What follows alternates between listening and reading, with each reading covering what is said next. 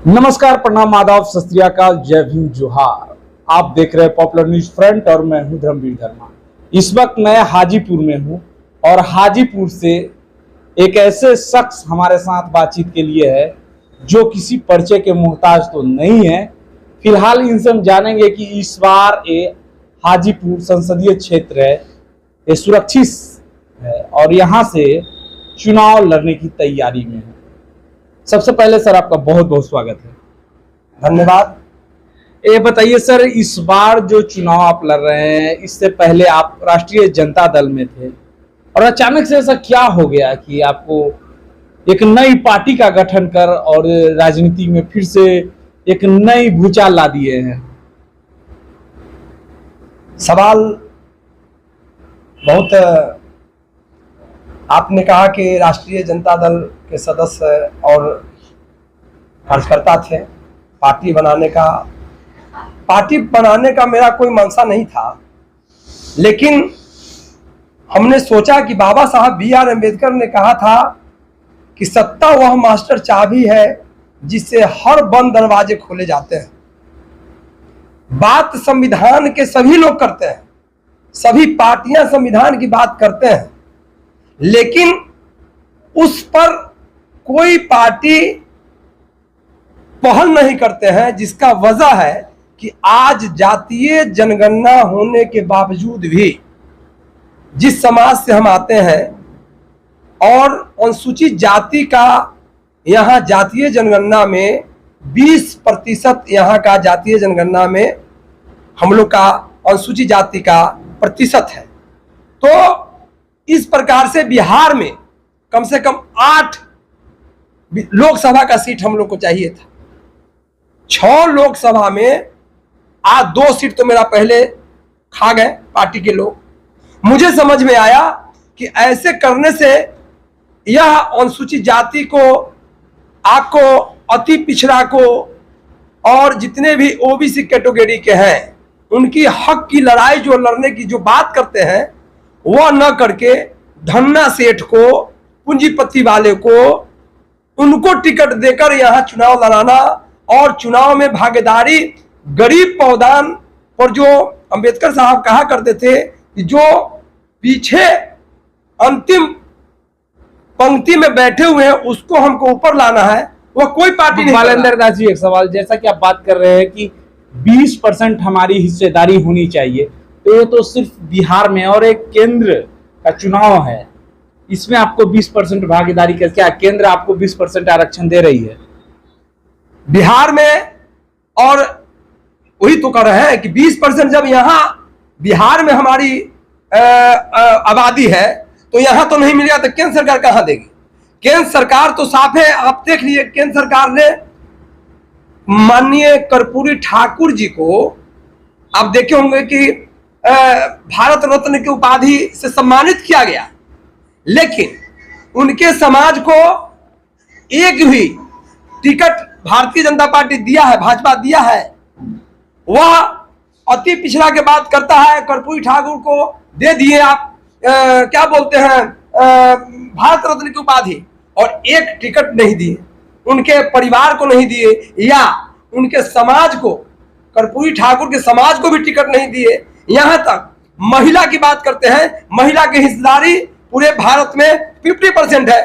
भाजपा ने बिहार में एक भी महिला को उम्मीदवार नहीं बनाया है। इसका मतलब है कि यह अति पिछड़ा और महिला और युवा के रोजगार के लिए, रोजगार की जो बात होती है नेशनल लेवल पर, आप रोजगार, बेरोजगारी, महिलाओं का सुरक्षा और जो भ्रष्टाचार का काम हो रहा है उस पर अंकुश लगाने के लिए हमारी पार्टी हर जगह पर उम्मीदवार देकर और इसको हम सख्त विरोध करेंगे।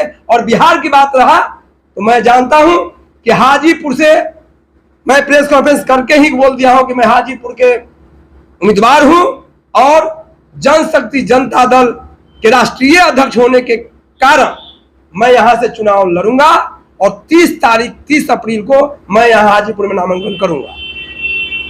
बालेंद्र दास जी, लगातार यहाँ पे बात हो रही है कि जो लोग कह रहे हैं हम अपने पिताजी के विरासत को बचाने आ रहे हैं, पिताजी के विरासत को लेने आ रहे हैं, और उन लोगों से आपका मुकाबला है वो काफी पैसे वाले हैं, एक गरीब का बेटा बालेंद्र दास, उनका मुकाबला कैसे करेगा? जहां तक चिराग पासवान जी का बात है तो रामविलास जी हाजीपुर में लिए हैं, दिए नहीं। यहां के जनता 77 से उनको दिया है, उनके परिवार को दिया है। और जो कहते हैं कि हम बना दिए, बहुत काम कर दिए, क्या काम किए हैं? राम रत्नाराम भी काम किए थे, राम सुंदर दास भी काम किए हैं, कोई भी आदमी काम किया है। काम के आधार पर वोट, अगर विकास की बात करते हैं तो यहां पर चिराग जी को कुछ नहीं है, जीरो है। और यहां लड़ाई किसी से नहीं है। राष्ट्रीय लेवल पर मेरी लड़ाई, यहां हम 30 वर्षों से जनता के बीच में रहकर मैं काम करते आया हूं। जनता के हर सुख दुख में मैं काम करते आया हूं। चिराग जी यहां कुछ करने नहीं आए। सेकेंड पार्टी कोई भी रहेगा, लड़ाई हमसे होगी। और मैं जानता, इतना अवश्य जानता हूं कि जनता के काम को मैं जिस स्तर से, मैं समाज के प्रति जो वफादारी से मैं 30 वर्षों से जो हम उनके साथ रह के काम किया है, उसका लाभ हमको मिलेगा। और मैं हाजीपुर लोकसभा क्षेत्र की जनता के आशीर्वाद से मैं चुनाव जीतूंगा। और जो भी उम्मीदवार मेरे साथ होगा, किसी की लड़ाई हमसे होगी, हमारी लड़ाई किसी से नहीं है। क्योंकि यहां हम 30 वर्षों से काम किया है और कोई आदि प्रत्याशी है जो इतना समाज में रह के काम नहीं किए। चिराग जी अपने पिताजी का विरासत बचाने चले हैं।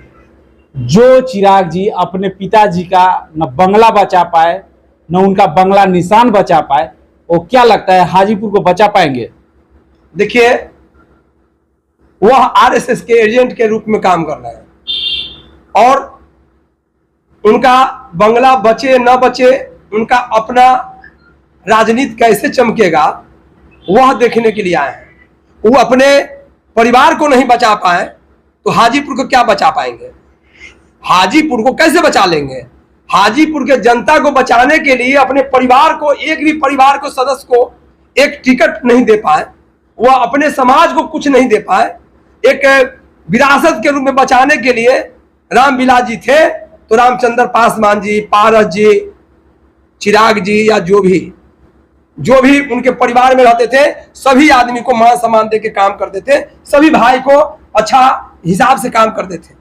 लेकिन चिराग जी कहां बचा पाए? तो हाजीपुर के विकास के लिए बालेंद्र दास ही काम कर सकता है, चिराग जी से नहीं हो सकता है। और ना अन्य पार्टी महागठबंधन के हो चाहे कोई हो, इसीलिए कि सिर्फ चुनाव में काम करने के लिए आते हैं लेकिन समाज में काम नहीं करते।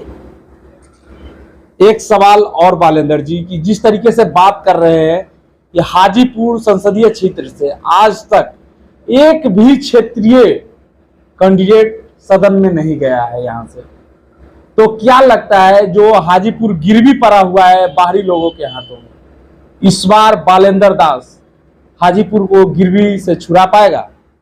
मैं इस सोच के लिए और इस प्रश्न के लिए मैं इतना ही कहना चाहता हूं कि आज के डेट में जो भी उम्मीदवार हैं, महागठबंधन के उम्मीदवार हैं, वो भी मुजफ्फरपुर सकरा के निवासी हैं या चिराग जी हैं, आप सब जान रहे हैं कि यहाँ के निवासी नहीं है। मैं ही एक बेटा हाजीपुर का हूं, जो घर मेरा मिर्जानगर महुआ विधानसभा में पड़ता है। और कोई भी नलियाल में रह के काम करता होगा, नलियाली पुश्तैनी नहीं हो सकता।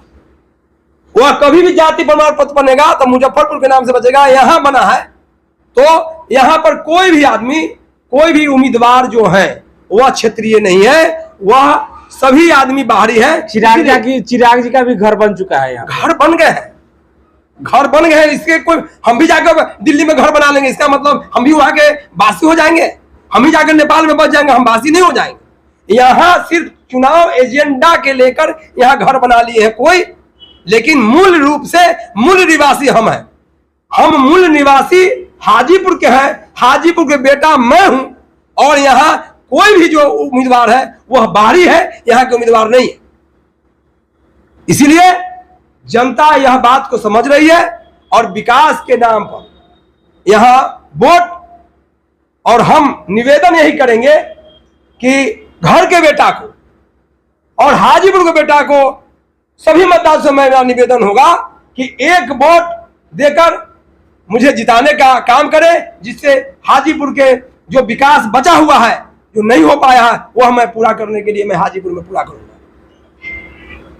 जी, तो अभी आपने देखा हमारे साथ जनशक्ति जनता दल के राष्ट्रीय अध्यक्ष बालेंद्र दास है, जिन्होंने साफ तौर पे कह दिया है कि कोई भी उम्मीदवार आएगा मुकाबला बालेंद्र दास से ही होगा। हाजीपुर चुनाव जो है वो काफी दिलचस्प होने वाली है, क्योंकि अब तक यहां से एक भी क्षेत्रीय उम्मीदवार नहीं जीत पाए हैं। इस बार बालेंद्र दास का दावा है कि ये इस हाजीपुर को जो बाहरी के हाथों में गिरवी पड़ा हुआ है, इस बार इसे गिरवी मुक्त करने का काम करेंगे। आगे भी इस तरीके की खबर को लेकर हम आपको बिचाते रहेंगे। तब तक लेते हैं विदा। जय हिंद, जय भारत।